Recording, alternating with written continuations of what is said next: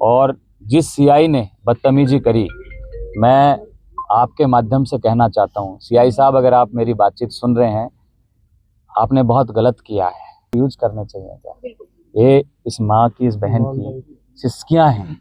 बहन ने प्रदीप की जगह जो है मेरी कलाई पे ये राखी बांधी है और कहा है, सर प्रदीप ने सुसाइड किया, सरकार के कानों तक जूं तक नहीं रहेंगी, जबकि सरकार पेपर लीक मामले को लेकर ही इस पर प्रदेश में आई थी। अब सरकार बोल नहीं रही, क्या कहना चाहेंगे?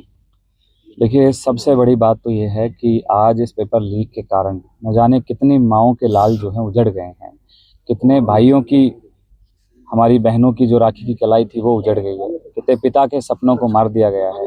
तो पेपर लीक घर उजाड़ने के साथ साथ भविष्य और इस देश के नौजवानों का आत्मविश्वास को खत्म कर रहा है।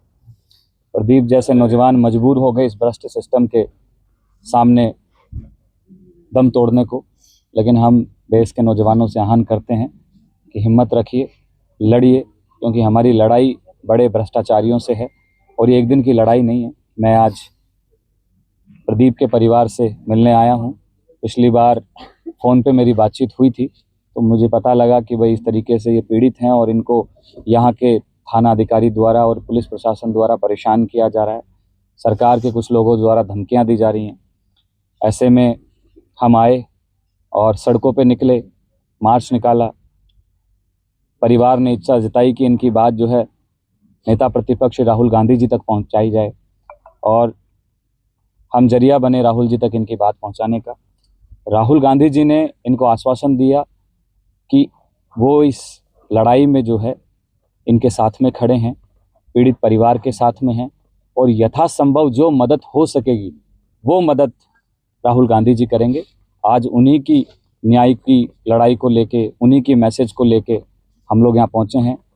परिवार ने जब राहुल गांधी जी से बातचीत की तो बताया कि कैसे इन्होंने कर्ज लेकर जो है अपने बेटे और बेटियों को पढ़ाया है।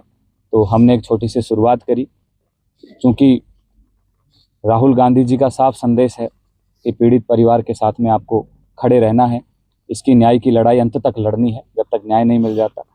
तो उन्हीं के आदेश पे, उन्हीं के निर्देश पे हम सब NSY के कार्यकर्ताओं ने, कुछ समाज सेवियों ने साथ में लेके 11 लाख रुपए की राशि जो है हमने चेक के माध्यम से, और जिस दिन मैं पहले दिन आया था 50,000 की कैश सहायता हमने की। साथ में ही राजकुमार शर्मा जी ने भी इनको 2 लाख रुपए की जो राशि है वो दी है। और भी हमने प्रदेश भर की समाज सेवियों, भामाशाहों से और लोकल नेताओं से निवेदन किया है कि आप इस परिवार का सहारा बनिए, साथ दीजिए, क्योंकि ये घटना किसी भी परिवार के साथ घट सकती है। ये गरीबी और अमीरी देख के नहीं आती है, क्योंकि घटनाएं जो हैं आज जिस तरीके से नौजवान आत्मविश्वास खो रहे हैं, तो ये एक भ्रष्ट सिस्टम का हिस्सा बन गए हैं। तो हम उस भ्रष्टाचार के खिलाफ उस लड़ाई को जारी रखेंगे। आज बहन ने प्रदीप की जगह जो है मेरी कलाई पे ये राखी बांधी है और कहा है कि हम ही आप में प्रदीप देखते हैं। तो मैं इस परिवार को विश्वास दिलाता हूँ कि आज जीवन मैं इस परिवार के साथ में खड़ा हूँ और हर तरीके से जो मैं मदद कर पाऊँगा मैं वो मदद करने के लिए तैयार हूँ। नेता प्रतिपक्ष राहुल गांधी जी भी इस परिवार के साथ हमेशा खड़े हैं और हम न्याय की लड़ाई को जो है अब सड़कों पे लड़ ही रहे हैं, आगे भी संसद तक लड़ेंगे, दिल्ली में लड़ेंगे, देश के अनेक कोनों पे लड़ेंगे। सिस्टम के आगे एक बच्चे ने सुसाइड किया और परिवार इतना मायूस हो गया सरकारी तंत्र के आगे कि उनको झुककर घर पे आना पड़ा और वो अपना रोज भी नहीं रो सके।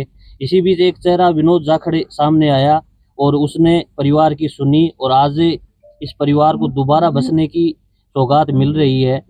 देश में अब तक 7 युवकों ने सुसाइड कर लिया है। क्या कहना चाहेंगे, विनोद जाखड़ कहाँ तक पहुंच पाएंगे या कोई और चेहरा भी निकलेगा जो विनोद जाखड़ की तरह काम कर पाएगा? देखिए ये बात मेरी नहीं है, मैं तो हर इस देश के नौजवान से कह रहा हूँ कि अन्याय के खिलाफ लड़ना पड़ेगा और कोई भविष्य में ऐसे प्रदीप की तरह कदम ना उठाए, इसके लिए हमेशा ही हमें जो है जागृत रहना पड़ेगा। मैं आज देख रहा हूँ बहुत सारे फ़ोन मेरे पास आ रहे हैं, जब से पेपर लीक हुआ है और घटनाएं सामने आ रही हैं, माँ बाप अपने बच्चे को अकेला तक नहीं छोड़ रहे हैं क्योंकि वो डर गए हैं कि कभी भी बच्चा कोई कदम उठा सकता है।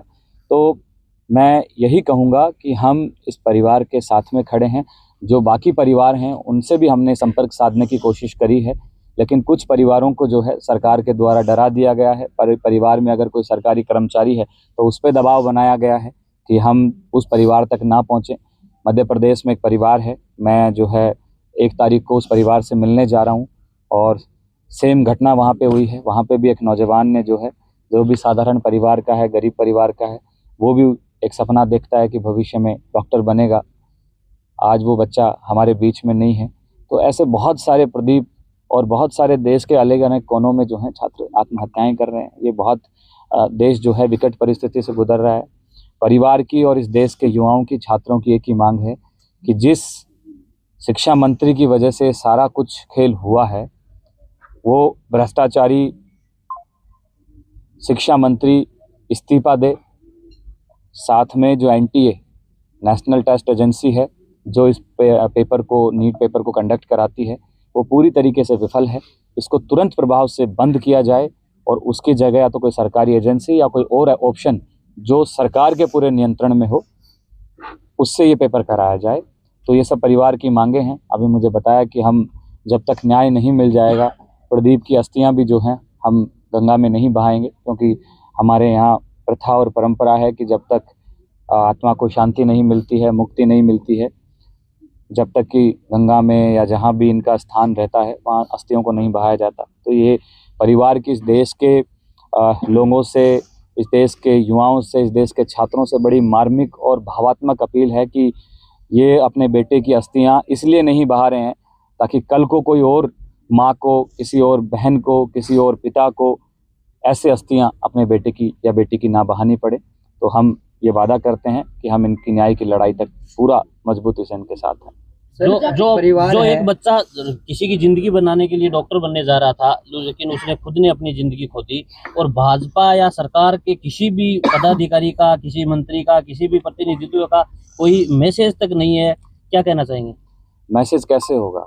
इन्हीं के लोग तो इस षड्यंत्र में शामिल हैं। आप देखिए कि किस तरीके से शिक्षा मंत्री के साथ, इन भाजपाओं के नेताओं के साथ, युवा मोर्चा के नेताओं के साथ जिस तरीके से तस्वीरें आ रही हैं, जो जमारामगढ़ के विधायक हैं उनके साथ तस्वीर आना, तो ये सब तार आपस में जुड़े हुए हैं। और सच्चाई ये है कि आम बच्चों की पकड़ में नहीं है ये पेपर। ये कोई गाजर मूली या सब्जी नहीं है कि कोई ठेले से जाके पेपर खरीद लाए। ये बड़े नेक्सस का जो है एक हिस्सा है, बड़े षड्यंत्र का हिस्सा है। इसमें बहुत बड़े बड़े लोग शामिल हैं। सरकार उस नाम को, उन नामों को उजागर करने से डर रही है, क्योंकि मैं ये मानता हूँ ये वो नाम है जो सरकार को मोटी फंडिंग करते हैं, चुनाव में चंदा देते हैं, क्योंकि ये चंदे पे चलने वाली सरकार है। जितने बड़े चोर इस देश के अंदर हैं वो सारे के सारे भाजपा को चंदा देते हैं, और ये पेपर माफिया भी भाजपा को चंदा देते हैं। भाजपा के युवा मोर्चा प्रदेश अध्यक्ष शंकर गौरा ने आप पे भी आरोप लगाए कि जो परीक्षा में नहीं बैठे, जो न्याय की लड़ाई लड़ता है उस पर आरोप प्रत्यारोप लगते रहते हैं। मैं हर आरोप के लिए तैयार हूँ।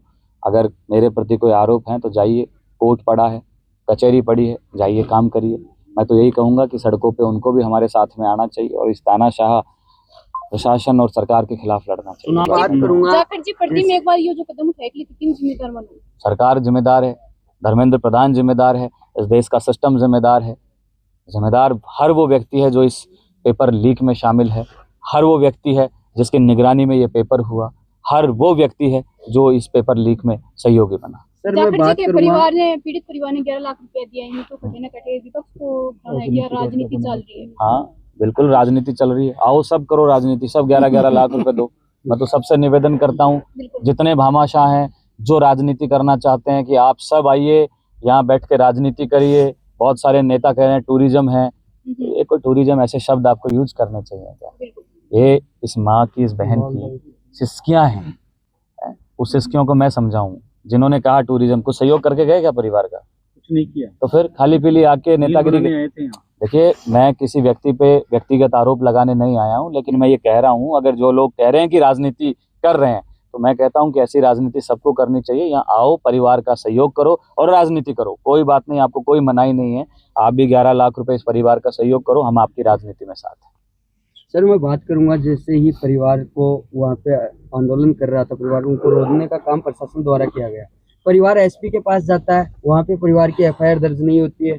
आज परिवार FIR दर्ज कोर्ट से करवाता है, क्या करता है? सर, मैं बात करूंगा, जिस परिवार को व्यक्तिगत आरोप लगाने नहीं आया हूं, लेकिन मैं ये कह रहा हूं, अगर जो लोग कह रहे हैं कि राजनीति कर रहे हैं, तो मैं कहता हूं कि ऐसी राजनीति सबको करनी चाहिए। यहाँ आओ, परिवार का सहयोग करो और राजनीति करो, कोई बात नहीं, आपको कोई मनाही नहीं है। आप भी 11 लाख रुपए इस परिवार का सहयोग करो, हम आपकी राजनीति में साथ हैं। सर, मैं बात करूंगा, जैसे ही परिवार को कारण यही है कि बड़े बड़े मठाधीश हैं। जब मैं सीकर में आ रहा था तो पुलिस प्रशासन पे बड़ा दबाव बनाया गया कि मैं वहाँ पे आऊँ, वहाँ पे ना मार्च कर पाऊँ, ना आंदोलन कर पाऊँ, क्योंकि सब डरे हुए थे। सबको पता है कि हम खुलासा करेंगे, और ये जो मार्च की जगह थी वो ऐसी जगह थी जहाँ हजारों छात्र पढ़ाई करते हैं। तो प्रशासन दबाव में काम कर रहा है, और जिस सीआई ने बदतमीजी करी, मैं आपके माध्यम से कहना चाहता हूँ, सीआई साहब अगर आप मेरी बातचीत सुन रहे हैं, आपने बहुत गलत किया है। आपके अंदर अगर भावनाएं हैं, हम नहीं कह रहे आप कैमरे के सामने आके इस पीड़ित परिवार से माफ़ी मांगो, आपका दिल कभी करे तो इस परिवार से माफ़ी मांगने ज़रूर आना, क्योंकि आपके बच्चे भी पढ़ाई करते हैं, कॉलेज में पढ़ते हैं, यूनिवर्सिटियों में पढ़ते हैं, आपके भी बेटी है, आपके भी बेटा है। भगवान ना करे कभी हम इस चीज़ का कोई हिस्सा बन जाएं। तो मैं कहूँगा कि आपने इस परिवार को गाली दी है, आपने इस परिवार को सताया है, आपको नींद कैसे आ रही है? और नींद अच्छी आ रही है तो फिर भी आप इस परिवार से माफ़ी मांगना, आपने बहुत बड़ी गलती की है। और आपको आपकी वर्दी पे इतना गुमान है तो ये विनोद जाखड़ आपको खुली चेतावनी देता है, आप हमें रोक के दिखाते उस दिन, आप में हिम्मत थी और आप इतने ही बड़े आप वर्दी के धुरंधर थे तो हम लोग मार्च निकाले, आप आते हमें रोकते, हम दिखाते कि हम क्या कर सकते हैं। आप एक पीड़ित, एक लाचार परिवार पे जो हैं गालियां बरसा रहे हैं, आप शब्दों का उपयोग कर रहे हैं, उनके साथ गाली गलौज कर रहे हैं, मारपीट और केस लगाने की धमकी दे रहे हैं। तो इस चीज़ से समझ में आता है कि सीआई साहब की जो है मानवता मर चुकी है, उनके अंदर भावनाएं नहीं हैं, वो केवल और केवल एक पिट्ठू बन के, सरकार के एक नुमाइंदे बन के केवल पीड़ित परिवार को दबाने का काम कर रहे हैं। अच्छा, आगे की रणनीति रहेगी? आगामी पूरे देश में आंदोलन है हमारा, पूरे देश में आंदोलन चल रहे हैं, छत्तीसगढ़, मध्य प्रदेश, देश के अलग अलग कोने के अंदर हम लोग आंदोलन करेंगे। भाई प्रदीप जैसे बाकी जो परिवार हैं उनके लिए न्याय की गुहार करेंगे। सड़कों पे हम संघर्ष कर रहे हैं, रोज हम लोग शाम को, दिन में, दोपहर में हम लोग लड़ाई लड़ते हैं और इस परिवार के साथ में खड़े हैं। धूप कितनी तेज हो, इस देश का नौजवान रुकने वाला नहीं है। यहाँ बारिश कितनी तेज हो, इस देश का नौजवान रुकने वाला नहीं है। अब तो इस देश का नौजवान न्याय की लड़ाई में आर पार कर चुका है, सरकार से आर पार करने के लिए हम तैयार हैं।